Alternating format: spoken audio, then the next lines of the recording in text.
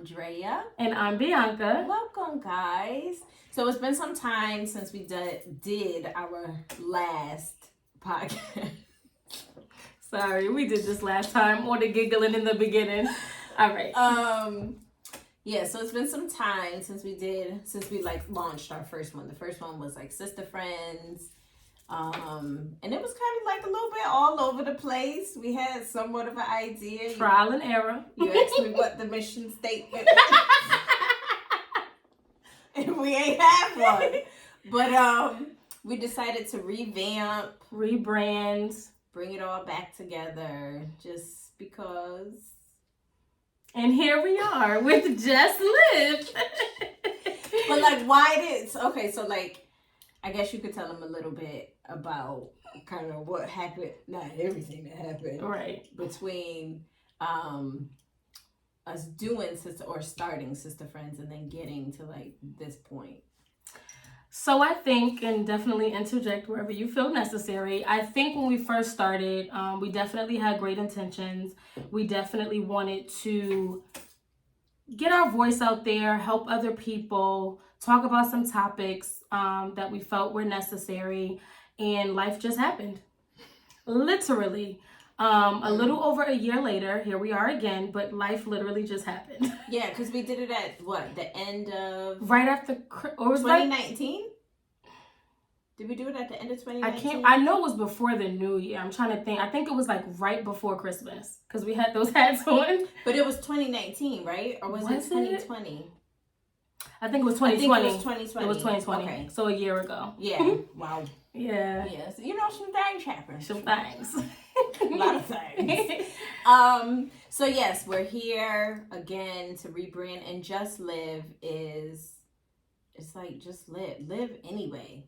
Like, despite all the stuff that happens, everything that has been thrown in your way, like, just live anyway. Go ahead, honey, live it, do it. Right. So we definitely came up with the name to just empower everybody. Mm-hmm. Even though life is gonna happen, and life has happened, and life does happen, just live. Yeah, just live anyway. Real talk with D&B. Hello, is you there? Right. So I think a lot of what we wanted to talk about was just stuff that happens in life, mental health, entrepreneurship, because that's the wave right now. Right. Unexpected life changes. Unexpected, yes. Grief, and even though that's a heavy topic, grief has been. I don't think there's anybody that we don't know that grief has not hit over the last couple of years. Yeah. Because the world has definitely been just different. Everybody's lives have just been really, really different over the last couple of years. So definitely we wanted to touch on grief. So we'll be talking about various things. So we're pretty excited about getting started with this again. Yes. So today we're talking about. See, I be forgetting to just look over here. People gonna watch. Yeah, we just like right. So today we wanted to like kick it off with women empowerment. Like that, I'm every woman. I am woman. We lit. Yeah. So we wanted to jump start with that. Because obviously we're women, we're Black women, and we realize it's a job being a woman. Having to uplift ourselves day in and day out. I think that is a heavy piece of just like. So you don't even have to be going through like, well, no, let me back up. Because you can be going through what seems like a lot. And you seem like you're kind of drowning. And it's hard. It can be hard to get yourself up every single day and push every single day. Like, right. It's a choice to get out of bed. It's a choice to get dressed for the day. It's a choice to go to work. Like, you literally have to push. Choose happiness every day. Yeah. Overcoming the mental struggles And even just to go back to our subject, which is women empowerment, uplifting each other during those moments and not tearing each other down, and having understanding as well, to add in there. Yeah. So I had a couple of talking points, but going from like the very beginning, at what age did you feel like you entered womanhood?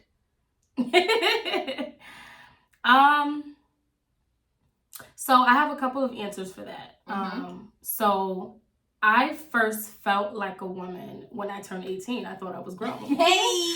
Who does not think they're grown right, at when 18. they turn 18? Yeah. Can't nobody tell me nothing. Right. You outside, nothing. you chilling, you doing whatever. Yeah. You ain't worried about nothing. But that was when I first felt like, and I can't even really say I felt like a woman, so to speak, but I definitely thought I was grown. From, being on my own, living on my own, having to take care of myself. Yes, I had support along the way. But again, I just felt like I was grown. As far as really, really feeling like a woman, I just recently had a birthday. 30. Talk 30 to me, baby. You're so silly. But I mean, I haven't been 30 for that long, but I definitely felt a shift in my life. I feel grown now. Just evaluating things, where I want to go, things I want to do, the people that are around me in my circle. I don't know, I just feel like I have responsibilities and I cannot fumble what I have to do in life. So I would say more so now is when I really felt that womanly feel. Yeah. You know what I mean? Yeah. What about you? I think I can't even say when I became a mom. I just thought that, so I'm like, did you? Yeah. No, I can't even say that, because at that point I wasn't thinking oh wow, I'm a woman. It was like I'm a mom. I'm a mom. I think it was more so your same experience when I turned 30. I felt liberated. I felt free. Okay, now enough of how I don't want my life to be the way that it was. This is specifically how I want my life to be. And I think that's really when I started to notice that I was becoming more confident, more self-awareness of what I wanted, what I didn't want, what I was going to take, what I wasn't going to take. I think 30 was... It's a different type of feeling. I'm like, okay, it's only been 5 days.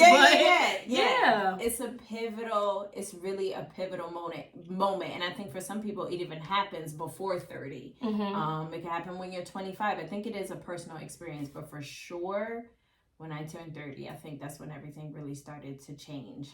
And then I think even more so within the last couple of years, and I'll be 34 this year, the last couple of years, I felt like I was really okay, I'm a woman.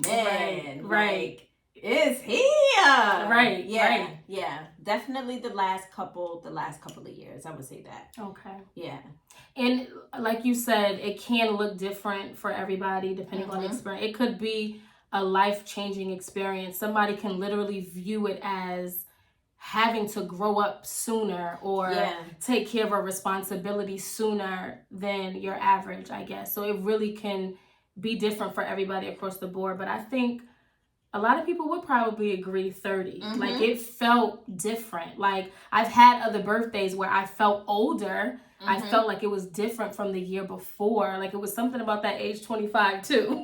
That one too. That was, was a little different. But I started to feel old at 25. I was like, wait a minute. Right, I'm getting up there. And then 26 was a little depressing for me. And I was like, it was strange. Breathing. Right, it was strange. But no, sir, but I really think a lot of people can agree 30. You feel this empowerment and this drive. It really feels different. I think also for some other women, and I think it could go for men too, 30 is not always so empowering to people. 30 could feel yikes. Yeah. I'm not where I want to be. Oh my God, I'm 30. I'm not 20 no more. Okay, your 20s was legit. You be playing around. You just playing around. You do what you want. that was when I think that was like, that's the decade of when you could, like, you know, you make all like your adult mistakes because you're coming out of like your childhood and into this young adult. So you, like you were saying, I'm grown. That's like grown. Yeah, that's like when you make all of your like adult mistakes and then you get to 30. And for some people, it's like, what did I just do with like the last 10 years? I'm not where I want to be, or I'm not closer to where I want to be. So I think 30 for some other people, some people that I have talked to, they're like, 30 was not cool. I was depressed. I was sad. Like, I was scared. I didn't want to celebrate. No, nothing. And so it's different for a lot of different people. And I've actually heard people who have turned 30 start talking different in a sense of, I want to get married. I want to have a kid. Them timelines start popping up. The timelines is different. Yeah. And I haven't said that, so to speak. Like, yes, those are things that I do desire to have, but not in a sense of like, so you feel like, okay, now that I'm 30, when is it going to happen? Yeah. So for me, not putting a timeline on it, but your wheels start to turn like, okay. And then I think for women too, then you start thinking like that biological clock. Like for the kids? Yeah. Kids? Yeah. Mm-hmm. And I've even thought it myself. Like, I have 2 kids. Of course I want more kids. And I'm like, whose time clock are we on here? Right. That's like, and that's another piece to it. You be thinking like, because it's like, I don't know, there's so many women that choose to have children when they're older, which I think is a beautiful thing. But I think there's so much scary stuff that if you reading the wrong stuff, or you talking to the wrong doctors, or that, it's really not, that great for you to have a baby at this age. Like, you really can have a baby whenever you want to have a baby. Right. Go ahead. No, go ahead.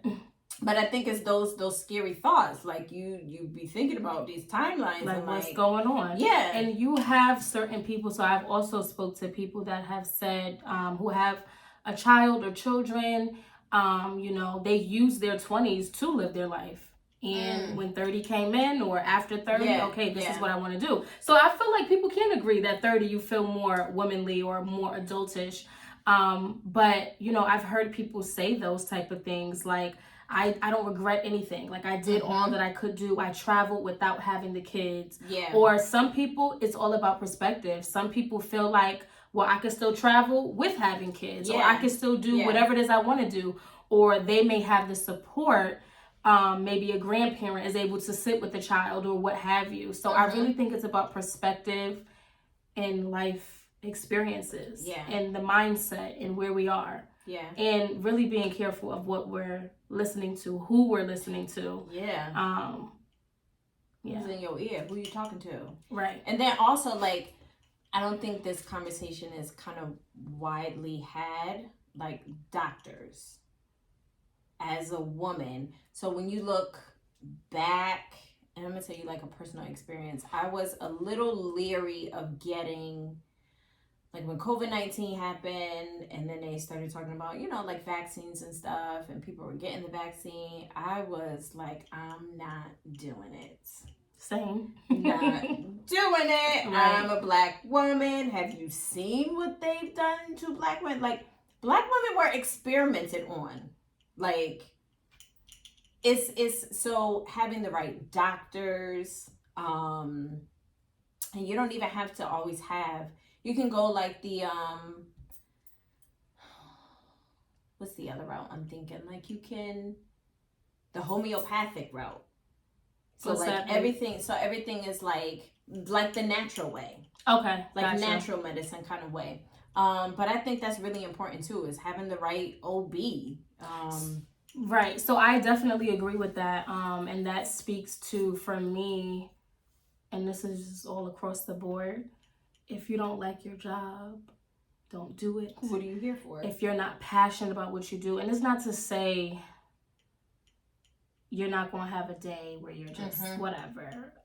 But I think they fail us in a sense when we do. I've been to many appointments where I've been rushed out of appointments or not being really explained things or not being heard. Right. Or you need to do this because of this. And how many times have we repeatedly went back to the doctor? Well, I still have this issue. Yeah. Like this is still going on. Yeah. So I think, and it sucks because I know for me, I get naturally scared by the doctor. Like I cannot stand the doctors. Yeah. And you know, I've had experiences to where I've had nurses, like I'll say, look, I'm a little fearful.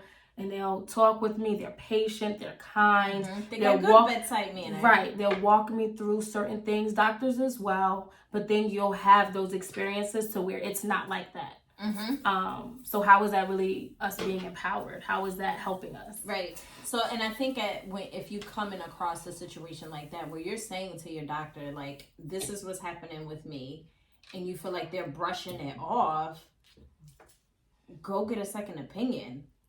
Like, talk to your other female friends. Who's your doctor? How do you feel about your doctor? Have you ever experienced this? And what was your doctor's response? Like, you have to advocate for yourself. And the doctor that you described earlier, what did you say it was? And I was like, what is that? Like the holistic type of thing. Yep. Yeah. So I've heard people say like, yeah, I found this type of doctor, and they've had better experiences or whatever the case may be. So yeah. I'm all for finding Black doctors because I want to. Absolutely. It's just like little kids. Like, they want to be able to see themselves on the TV. Like, they want to be able to identify with who they're watching on the TV. Right. So I want to be able to talk to a doctor that knows exactly what I'm talking about. Right. That even if they haven't experienced it themselves, they have experience with helping other women with it. And I love people who are like, I don't have the answer, but let me find out for you. Yeah. Like, please don't pretend. Be trying to act like, please don't pretend. Just because you got an MD on the end of your name, does not mean you know everything. If you don't know it, and I feel like doctors don't know everything. Like, they're human. They're human. Yes, they've gone through... A little bit too human, but they're human. Like, they've gone through extensive years of schooling, all that stuff. Of course, they don't know everything, but like take the time with me to really figure out like what's happening with me if I'm coming to you with an issue. And I know we're talking about woman empowerment, but another thing I want to point up as well is having a man doctor. So I have one for a particular thing, and that's one of the doctors where I felt rushed with. So how is he really gonna, unless he really understands a woman, how is he going to... Would you ever have a man doctor as an OB? Absolutely not. And it could be based off of experience. Why I wouldn't. Right. But, so let me not say, okay. I wouldn't feel comfortable with that. Okay. I don't even really feel comfortable with the female doctor. right. So who does? Right. So no. Yeah. What about you? And it's I do know women who their OB is a man, but it is all your personal experience. Like you were just saying, I don't even feel comfortable with my doctor is a woman. My OB is a woman, and even that is uncomfortable. You laying there like. And they're like, you're gonna feel some pressure, right? Girl. And you're like, okay. And then they try to have like the small talk during your pat, and this particular doctor, we definitely having the small talk. I think we got the same one.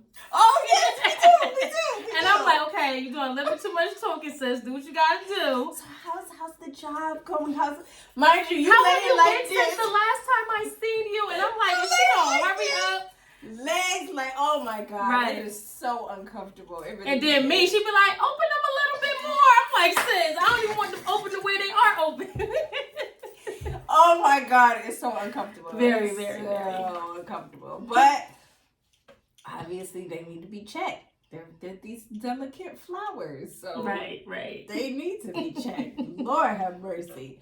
But yeah, I do know some women who have their OB as a man.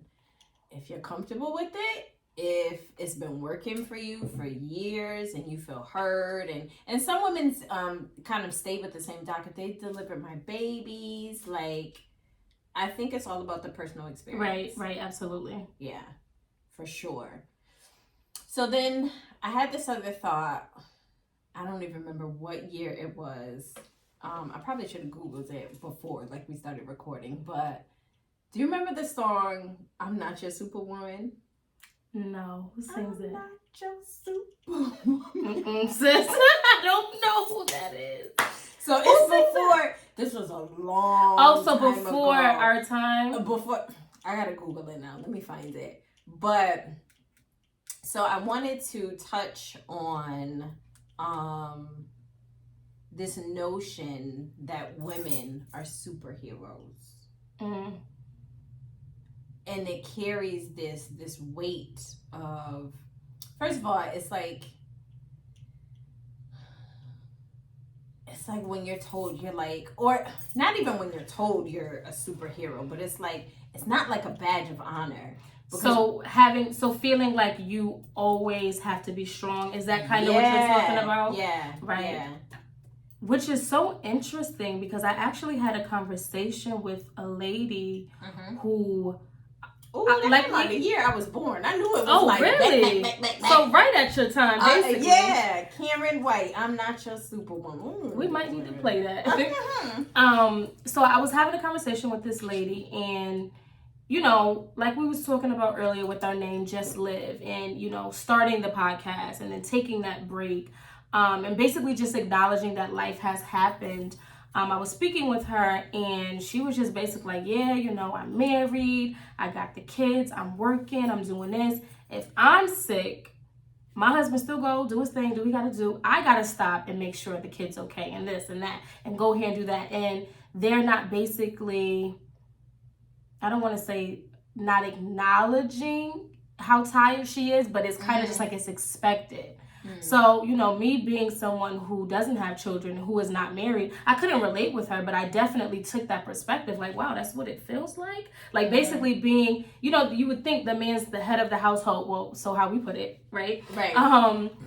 But it almost comes off as if the woman is to a certain degree as well. Right. And you've been married. So maybe and you have children. So maybe you can shed some light on that. But so I think I'm coming into the realization now as I'm like, because I've definitely changed over the last few years. Obviously, you're supposed to keep changing and evolving.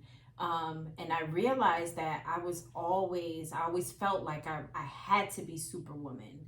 Like I had no time to be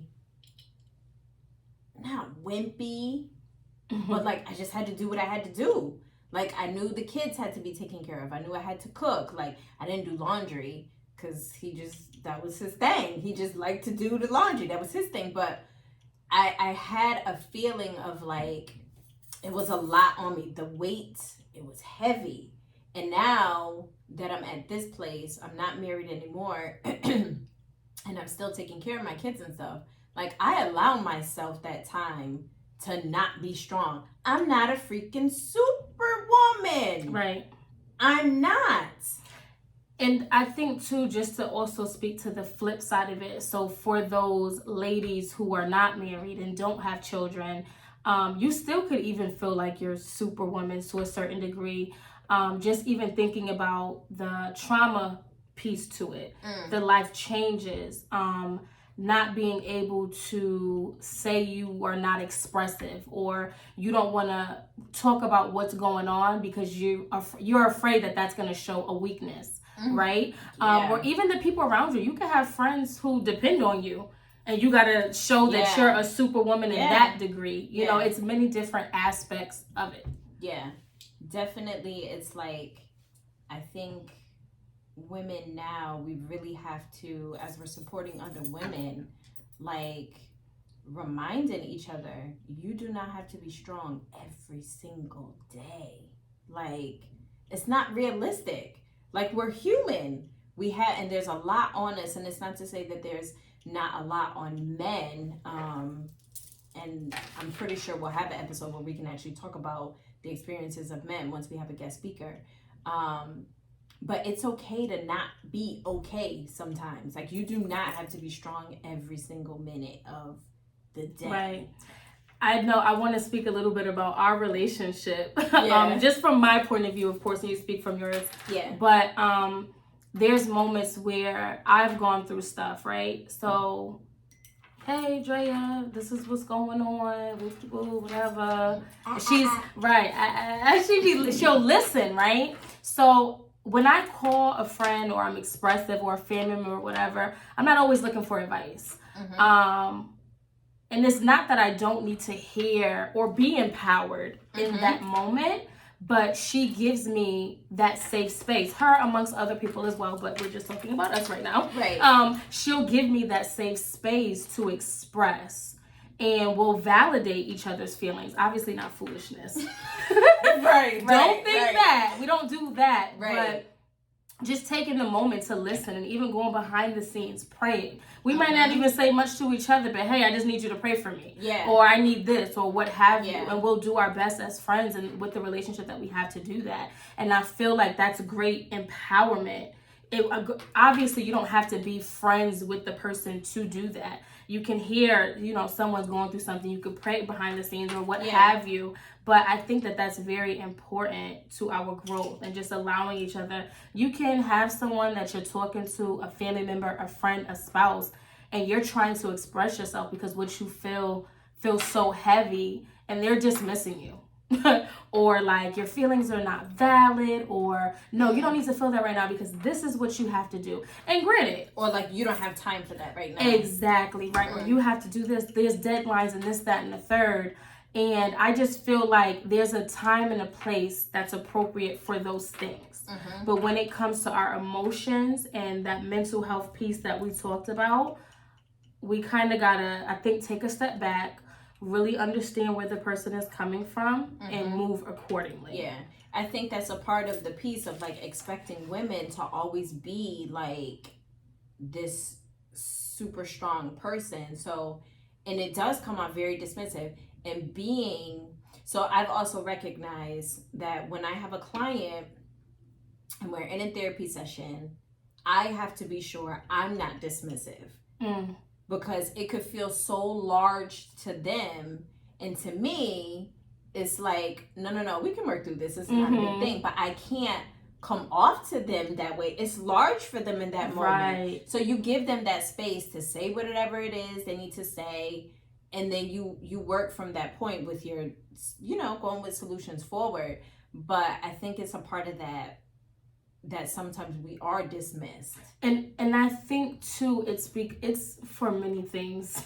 I'm very, very big on the and I haven't always been, it's something that you learn with time, but really trying to be in tune with yourself, right? That's self-awareness. Not imposing your views onto someone else or your own personal experiences or biases or what have you, but really being in tune with yourself, because we want to help people. We want to, we want them to be okay, because we may have went through that and we ended up coming out on top and we were okay. And that's fine. We can empower them at some point, but just knowing kind of, when it's appropriate. And I feel like we tear each other down with our words. And we do not even realize. Well, I'm not even gonna say don't realize it, because some people realize. Some people do realize it, right? But like our words have powers. Like sticks and stones may break my bones, but work. No. Child, that foolish stuff that we learned as kindergarten. Right, that was silly. Yeah. But our words, they hold a lot of power. Ain't that your little tagline? Hey, your voice holds your power. Your voice holds your power. Your voice. Yeah. But so. I don't know. I just feel like we have to really be careful. No, for sure. Because it's like you don't know what somebody is dealing with. So I'll use myself for an example. This is based off of other people's perception of me and what people have shared with me, what I was like some years ago. I would have never known anything was going on with you. And you've even said that to me a lot. Like, I would have never known anything was going on with you. I never knew. I thought you were fine. I thought you were all right. I thought you was fine. everybody thought I was fine. Right. And I'm like dying internally on the inside. Right. I was so used to... My mouth keeps touching the mic. I was so used to like always trying to present this strong face always that like I think I became dismissive of my own stuff, that like I can't show it. I feel like that also speaks to lack of trust of your environment as well. Because not only can we empower each other, our environment can empower us as well. Our family, our friends, situations. And it's just funny, like you said, you weren't even able to tell. I thought you was A1, like, you know what I'm saying?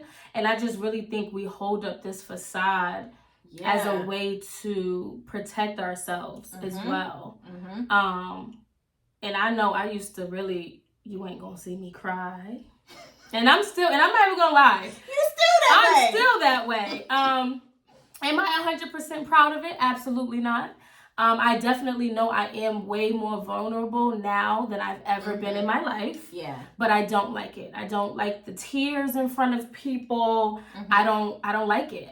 How I look at it, what sense do it make both of us sitting here looking at each other with sad eyes? But no, sir. But not feeling safe to express, comfortable to express. Yeah. Or, I mean, it's personal, but I've had a situation. I remember being a kid and crying about something and being told, "You're such a crybaby. Like, what are you crying for?" Bro, that stuff stays with you. Yeah, and I'm just like, and all I used to do when I was a kid was cry. So I guess as an adult, teenager, what I'm crying for? Like, you ain't about to punk me out. Right, you know what I'm saying? So, but you don't think that. Like, I didn't put one with the two. Like, I didn't think that. But now analyzing it and having a conversation, like, that makes sense. We're taking those words and we're internalizing it and wearing it. Yeah, it makes it a part of you. Right. And you don't realize that it has kind of altered how you operate. Something from when you were a child, like, and I think this is also rolling into why therapy is so important. Like, it is so vital, and I think more and more as we progress, the stigma of like, I'm not crazy, I don't need to go to therapy, is kind of it's going away. Because more people are receptive of it now. More life people, has been happening. Hello. More people are open with it now and talking about it. Like, it is so helpful. It is so helpful to really talk about all the stuff that you feel like you can't talk about with anybody else, or you need another perspective. So I'm good for that. And I know I'll call you and say that a lot. I'll be like, all right, I'm thinking about it this way. Like, tell me, am I looking at it wrong? Should I have a different perspective of it? Like, I think that's vital. Right. I'm actually in therapy, and I've been for a little while now. And I can honestly say it has been very beneficial. Like, if I miss a week, I'm not happy about that, because there's usually something happen. I'm like, dang it. Yeah. But for me, I enjoy the unbiased opinion. Meaning they don't know me. Obviously, they get to know you, right? So then it's like, okay, they do, whatever. But not even just that. They're not going to tell you, not going to tell you, what you want to hear. But, just validating you in that moment and then giving you some tips and some tools on how to overcome and move forward and not stay stagnant. So I really enjoyed that. I see a lady and I feel like, she even empowers me with the things that she's doing. So I always leave. Granted, therapy is not the most comfortable thing. I do want to put that out there. It's very uncomfortable, especially when you're not used to talking to someone and expressing and, but it is better than talking to your everyday person, because there may be some things that you don't want to express or what have you. But when I leave, I feel empowered. I feel just strengthened, lighter. Yeah, like, okay, I got that off my chest. And they're helping you to really analyze and dig within some things that you do not do on a regular. Like, I remember being asked a couple questions and I look like I'm all teary-eyed, like, wait, what? Because we suppress stuff. Oh, for sure. So even being a woman and going through things and feeling like you have to be a superwoman and different things of that nature, you're suppressing things because you're like, okay, let me pack that away. Yeah. So I can kind of just put my best foot forward. So, but yeah. I'm like, all right, miss. Because they're listening. So, and speaking from... And you're a therapist, right? So speaking from a perspective of a therapist, I'm sitting and I'm listening, actively listening to everything that we're saying. And it's really hard sometimes because I have to turn it off. Like when I leave work, because I could be talking to like a regular person. I'm talking to a person that's not my client and I'm listening to what they're saying and like stuff is firing off in my head. Like I really can't help it. And I'll be like, shut it off, Drea. But you have to, like, you're literally actively listening to what the person is saying, and they can say something, and because they've been living that way for so many years, they don't see it as an issue, and then you pick it out. Well, why do you think that way? Why do you feel like why do you feel like you can't? I'm laughing at you, Drea. Why are you laughing at me? Because I've had those some of them. I'm like, okay, sis. But no, I want to speak to that really quickly because I'm trying to stay on topic, but I feel like we're going everywhere, which is good. This is good stuff. Yeah. But even to what you said with, you know, feeling like you have to turn it off and different things of that nature, just to kind of also, and I don't know if I'm diving into something I shouldn't yet, but speaking about being a woman, right? Yep. And yes, we go through things. We've been through things, we've experienced stuff, but at some point we do have to grow, right? So, for example, you're not the type of friend that's going to tell me something I want to hear. You'll just be quiet, if anything. I've learned that about her. She will not say nothing. And I feel like, even if it's not a friendship, so even you dealing with your clients, definitely still always be in tune, like with you being a therapist and different things of that nature, but we need to hear the right stuff because how are we going to be empowered and grow and then be able to give it to somebody else? So I think, so this is gonna touch on a little bit of like friendship. So I'm gonna tell you what I do with you. Tell me, sis. So I think friendships are delicate. Like, obviously you're gonna go through things. So people say like you're gonna go through things in friendship. I don't think we go through things. Right. Like, I think we know how to deal with each other, if that makes sense. And I think, go ahead. Yeah. Because I'll keep, but yeah, like, I don't think that way when it comes to like the friendships that I have that we're gonna go through that. I just don't think that way. I think that more so for family. I don't even think that for my family. Like, I've been through some. Yes, I mean, yes. But right. I think I just don't invite the thought of like... Right, like you're supposed to go through things. Because we can have healthy relationships. It is absolutely possible. Yeah. So even if you feel like... So me, I have the mindset, you will go through... I don't necessarily have that with friends. I feel like there may be a thing or two because there's some people who are not in tune. Even if you are in tune, you ain't all the way there. Right. But I know for family, I definitely do have that mindset. But I think it's because of the generational curses. Not having the knowledge, not having that relationship with God, not having the strength maybe to overcome something traumatic or dig deep within ourselves to where we're not internalizing it. It comes off in our relationships. Yeah. Like it really does. Yeah. So I think it's really about like knowing the people that you're in relationships with and that you're in friendships with. So I can discern what mood you're in, like by the conversation that we're having. So if you're expressing yourself, I let you express yourself. If you need validating and it's valid, I validate you. Mm-hmm. And if it's something that I don't agree with and I think you should handle it a different way, I get quiet. I know. I listen. And then I go and I pray about it. Right. So I say, okay, guys, she's not in a space to hear this, because it makes no sense saying something to someone if you know they're not in a space to hear it. We're going to do that for her. Right. And that's where offense happens. Because I can be transparent. Like, I ain't trying to hear what you got to say now. Like, what? I'm not calling you. Because 9 times out of 10. You be knowing. You know.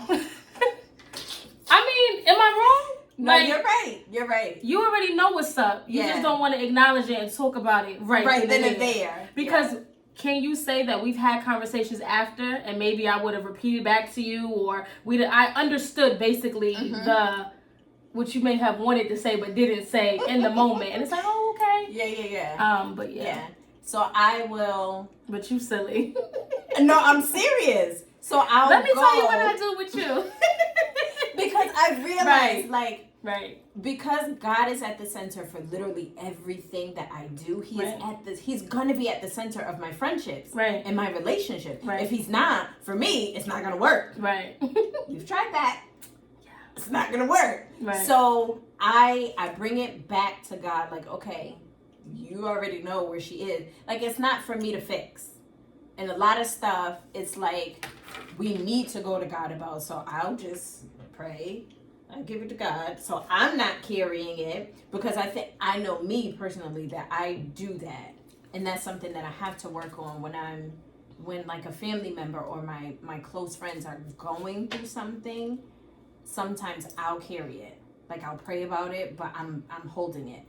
So, and we've talked about that before too. And it's like we have to be careful, but I also feel like there's beauty in it a little bit as well, because it's like we care for each other, so we don't want each other to go through it. Stuff. Exactly. Yeah. And I think that speaks a lot to the empowerment as well. Like, it's a really broad thing. Like, I don't know. Like. No, it is. Like. It is. It is. So yeah, I'm like, okay, she's not in a space to hear it. And you definitely know me, and mind you, I just turned 30. You're about to be 34, and she's known me since I was 16. 16, yeah, yeah. So I would hope there are some times where I absolutely know I have to say something. Right, of course. So I'm not even gonna. Okay, so I won't say exactly what we were talking about. Remember, we were at Sweet Frog. Keep going. There was a day, y'all was having a surprise party for me. And you and Jerome got me out the house to have Sweet Frog. And you was on the phone. You was hearing some stuff. And Shorty was ready. And I'm like, no. I was ready to rip her head off. You was. And I had to say it in the moment. I knew you weren't in the space to hear it. But I knew I had to say it. Right. I had to. And in the end, you was like, no. All right, what are we going to do? I remember. Yeah, because I was, Yeah. Thank God for you. Oh, thank God for you. No, seriously. But no, in all seriousness, for real. But yeah. Yeah. So, I think we have like dabbled on a little bit of everything. That's what like comes into like this womanhood thing. And these are our conversations daily. Like for real. Not daily, but we was having a conversation the other day. We could have talked about I know. This is podcast material. For real. But just live. I just want to pin that. Just live. What else? I want to pin my little tagline, the refining process. Oh, child. Your voice holds like power, that. Right? I don't like that. I don't the refining process. I mean, it sounds. I don't want to go through no more refining process. It sounds nice, but. Whew. It sounds so cute, and then you got the diamond to go with it, and it just looks so beautiful. But the stuff behind it is trash. Okay, it's not trash, but Lord have mercy. No it's more the process. Right. Like, how much you gonna refine me? Yeah. But yeah, I just kind of want to. So I want to say, when we're talking about empowerment, let's throw some affirmations out there too. Yeah. So like, the refining process. No, sir. The refining process. Your voice holds power. What other taglines do we have? There's a lot. I feel. Talk that talk. Talk that talk. Yes. Yes. I don't know. Don't you dare give up. Just some stuff you be saying more stuff. Like when you do your hashtags and stuff. Oh, so that stuff like just be coming off the top of my head. Like, those are some good affirmations though. Oh, thank you. I'm gonna go back and look at them.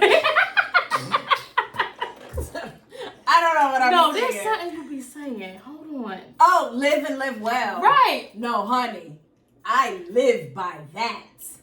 I literally live by that. Live and live well came from, I was in prayer one day, and this was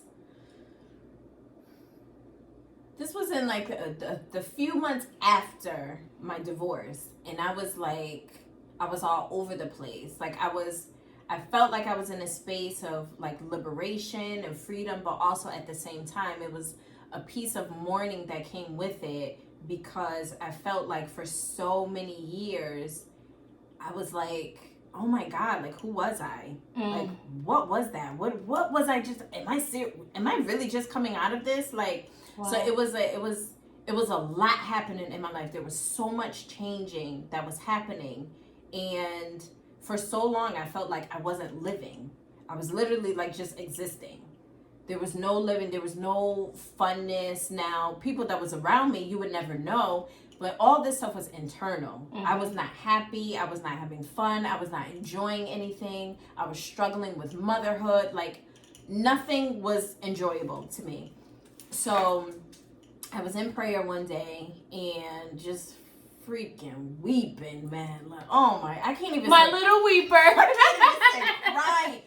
Weeping. Right. I was happy that I was free and I was liberated. And then also, like, it was together, happy but also mourning. And something that the Holy Spirit said to me was live and live well. And I just, you know how I say Jesus wept? Dre wept.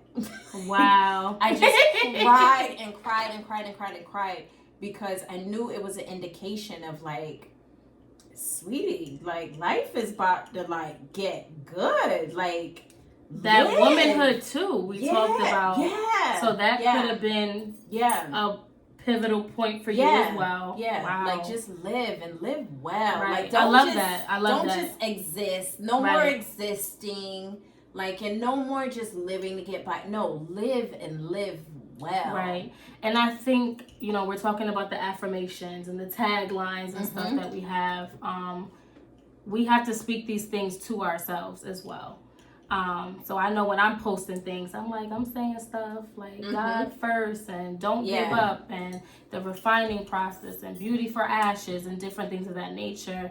We have to remind ourselves. Yeah. We may not be able to get in touch with one another you know, somebody really could be struggling to where they're isolating. I've been through that before.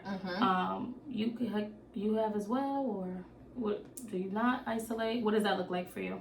I don't now, and I think it's just because naturally I'm an extrovert. So I don't isolate unless.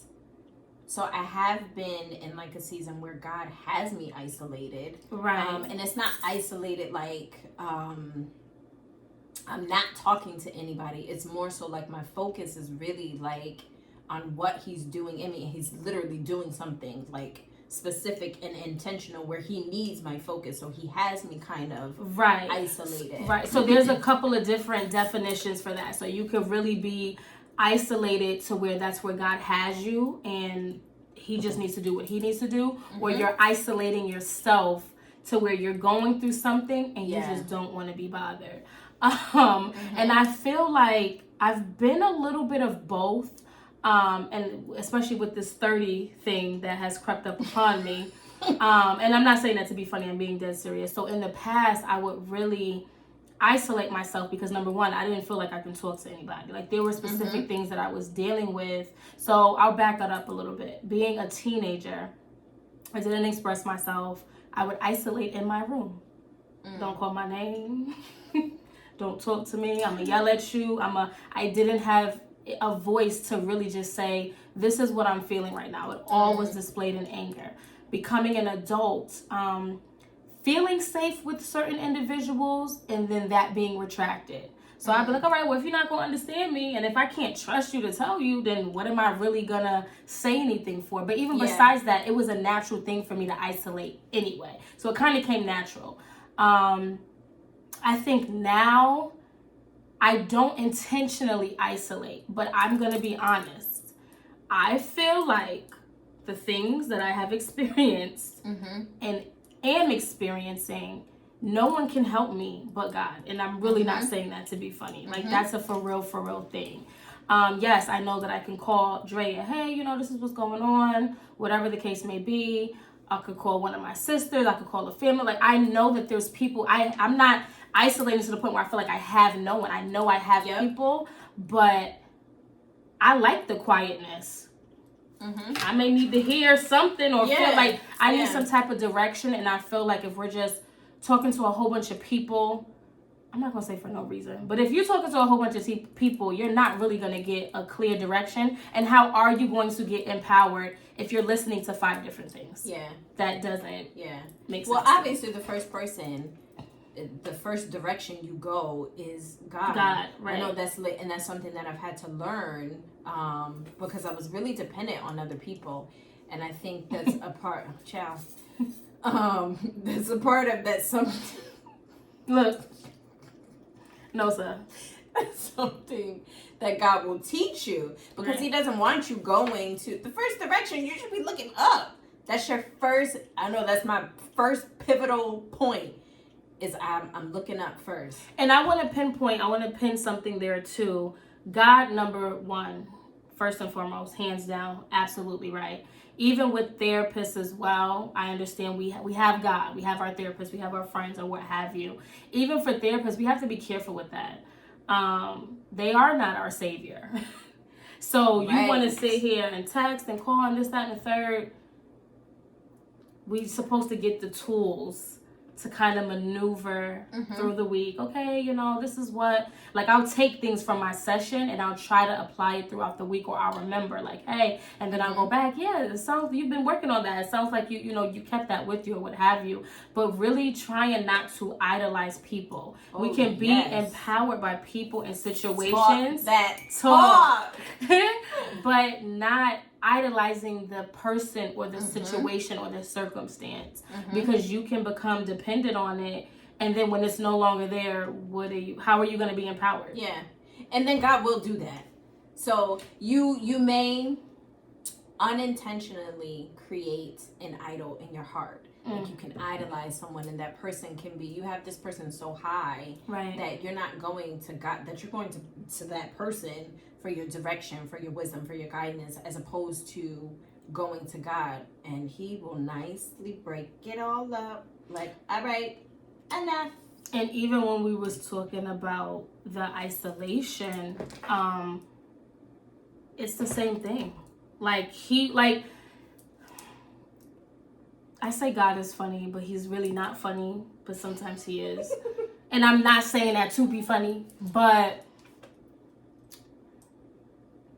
I can really only speak for myself right now. And I just feel like when you go through certain things, and I'm not making it seem like I'm going through a whole bunch of stuff. No, that's not the case. I thank God I'm alive and well.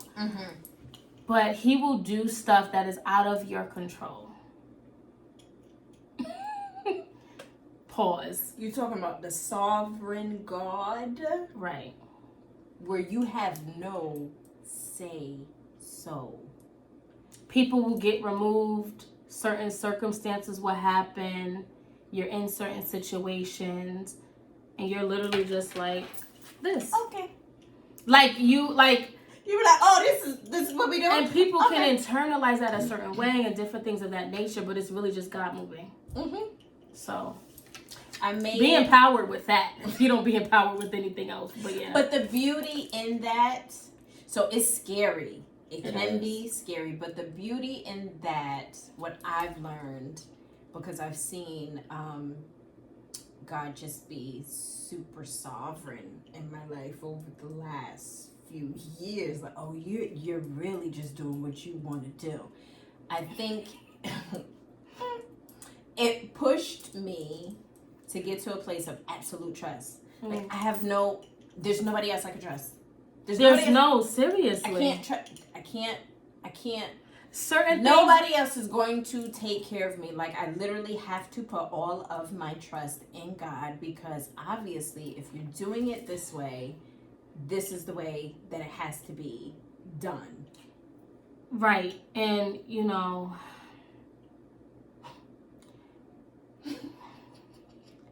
I just even feel a little overwhelmed right now just thinking about it, because it's like we carry a lot. Like, for real. And just deep breath.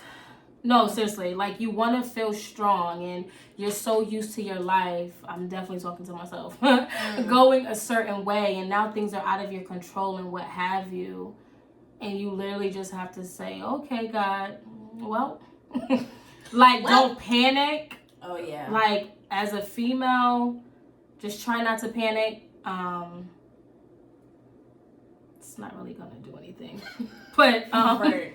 Try not... flailing like you No, seriously. Like... And I know for me, I've struggled with making hasty decisions.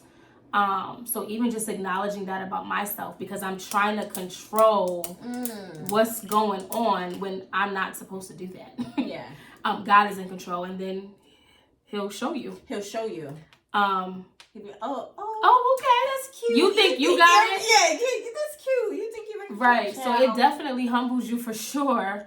But really just say, like, okay, God, I trust you, and you did it before, you'll do it again. I have a... What happened? That saying, you did it before, you'll do it again. I be thinking, like, I'm gonna save that for another episode. You sure? I could go in 10,000 different directions with that. God, I hope you do it again. Please. No, sorry. Yeah. Okay. So as we're gonna put a pin right there. Yeah, definitely. So as we're wrapping it up, bringing this to an end, so each segment, we're gonna take about 5 minutes, and we're gonna talk that talk. We're gonna talk that talk. So to end, we talked about kind of womanhood and empowerment, and this is something that's kind of been a little bit trending, a little bit. This term of boss babe, right? So silly.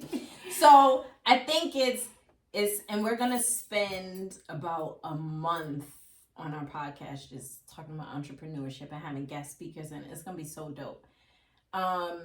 So this will be kind of like a segue into it. Boss babe, okay. You can't be a boss babe if you ain't right.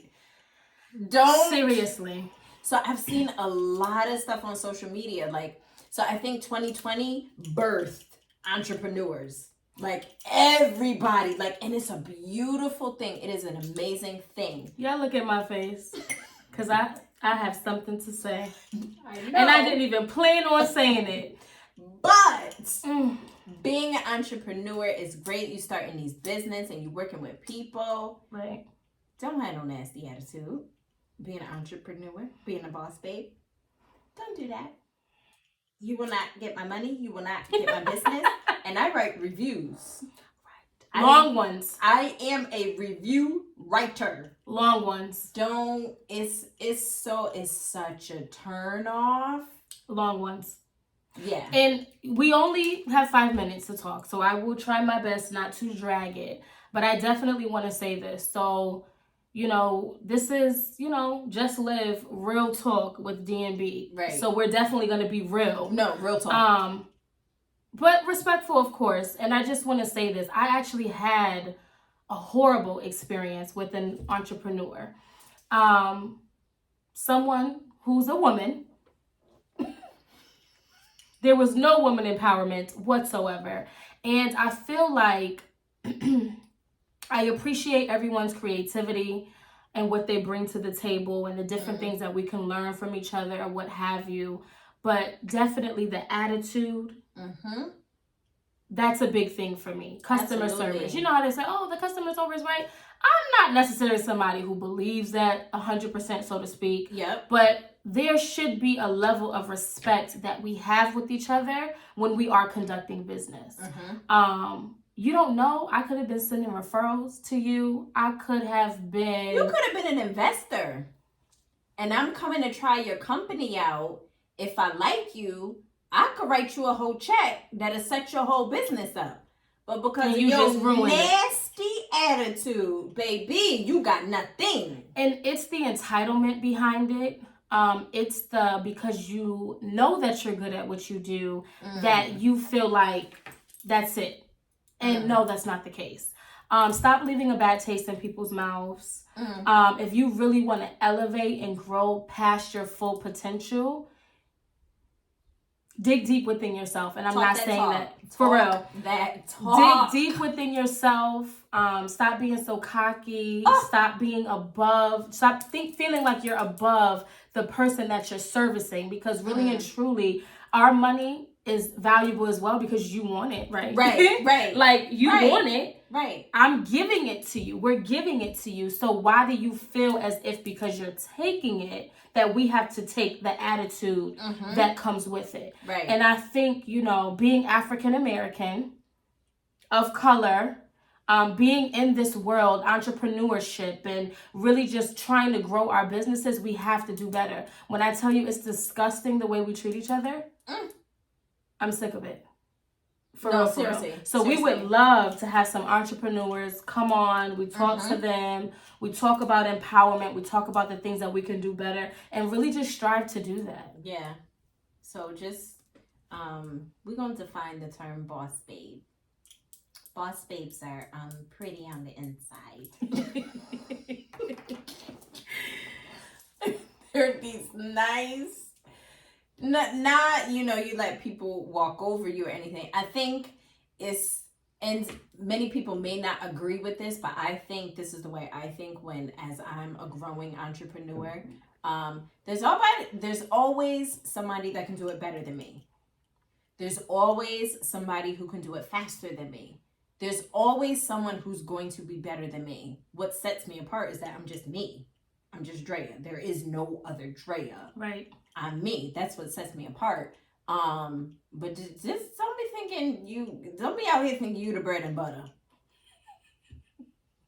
Right. You're not. That part. Talk that talk. Because you're not. Like, there's somebody that could do it better than you. Like, so if you're going to be a boss babe, be it an internally sweet, nice, understanding.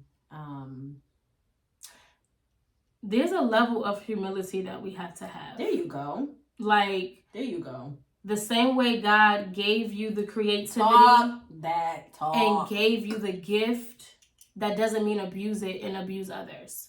Like, you're literally, how I look at it, you're mishandling your money. Like, that's how I see it. Right, it is, because you ain't gonna get my money no more. And it'd be so funny how they be having these attitudes sidetracked, and they be like, buy this, and I be looking like, sis, bro. What was that meme you sent me? I don't remember. What was it? You're so silly. It was something like chicks be mad mean in high school. I know what you're talking about.